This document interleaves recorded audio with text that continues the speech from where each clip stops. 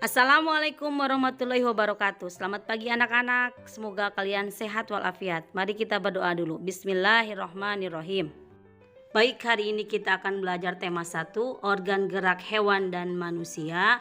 Subtema 1, organ gerak hewan, dan pembelajaran 4. Ini adalah denah kandang kelinci Pak Rudi. Denah merupakan gambaran tentang tata letak dalam suatu ruangan atau tempat. Sedangkan peta merupakan gambaran dengan menggunakan skala tertentu mengenai suatu daerah. Pada pelajaran sebelumnya kamu sudah melihat luas dan wilayah Indonesia melalui peta. Mari sekarang kita mengamati beberapa pulau besar di Indonesia. Yang pertama Pulau Jawa, luasnya 126.700 km persegi.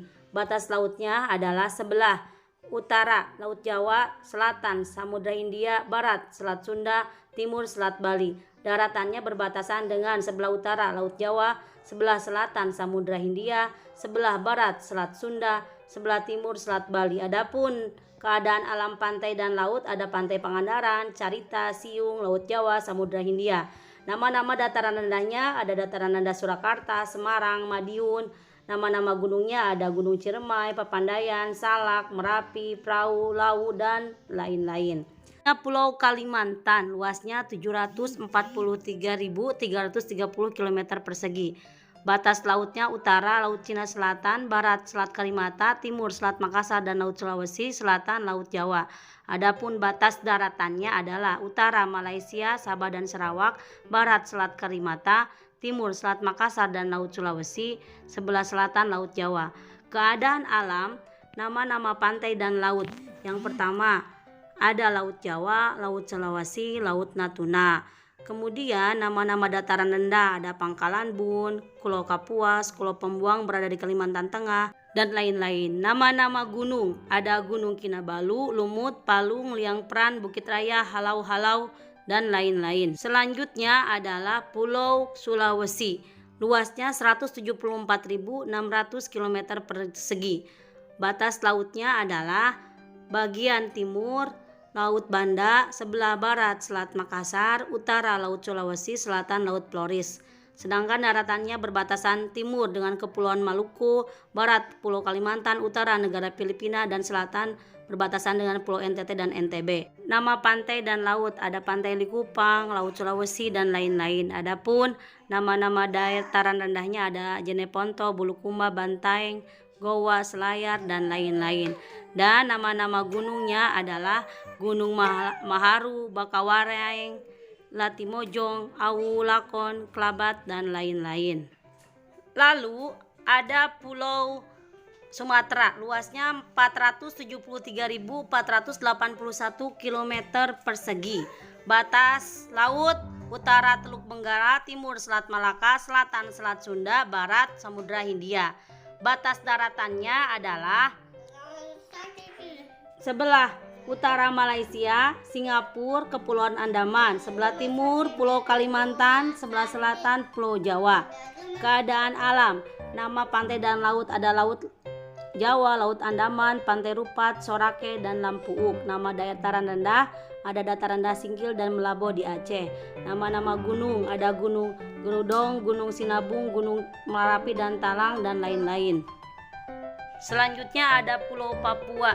Pulau Papua luasnya adalah 420.540 km persegi. Batasan lautnya utara Laut Filipina, barat Laut Arafuru dan Laut Banda, timur Samudra Pasifik, selatan Laut Arafuru. Daratannya berbatasan dengan utara Samudra Pasifik, barat dengan Laut Arafuru, timur Papua New Guinea, selatan Laut Arafuru dan Australia. Nama-nama pantai ada Teluk Tripon, Pulau Penyu, Yenbeba, dan Laut Arafuru.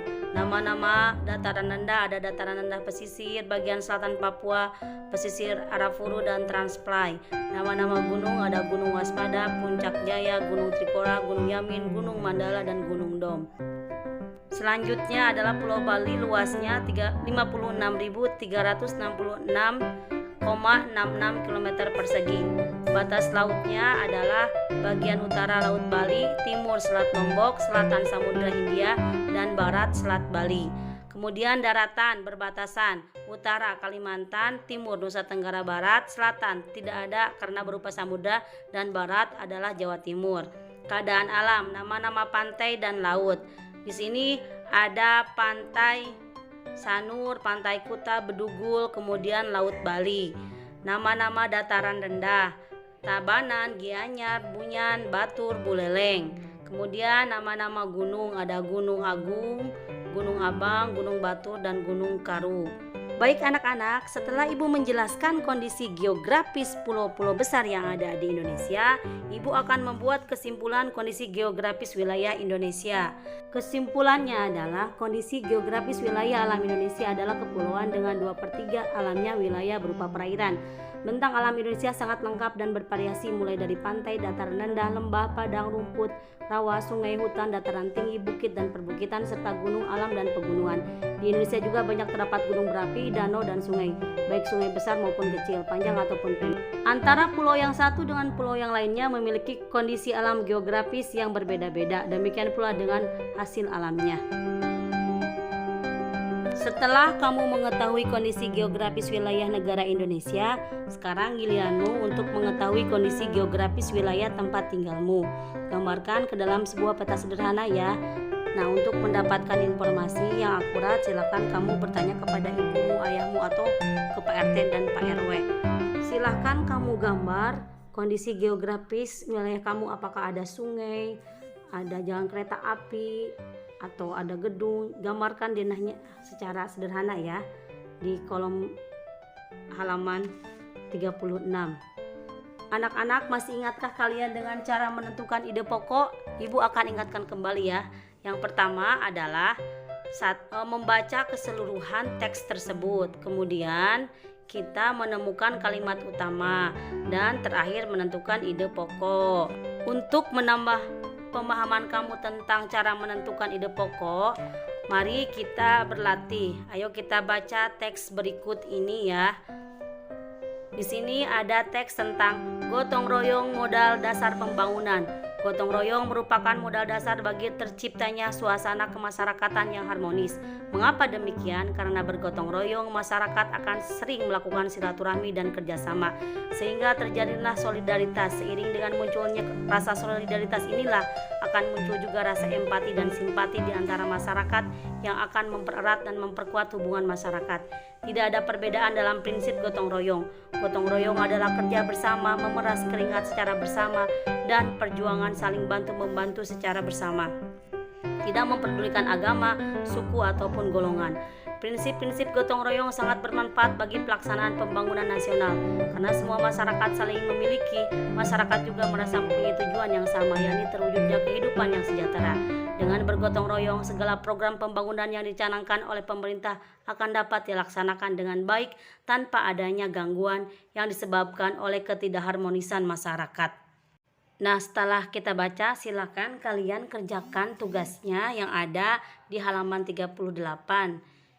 Tulis ide pokoknya, lalu kamu berdasarkan ide pokok yang sudah ada, kembangkan menjadi sebuah paragraf di halaman 39. Baik anak-anak, terima kasih. Pelajaran hari ini sudah selesai. Tetap semangat. Wassalamualaikum warahmatullahi wabarakatuh.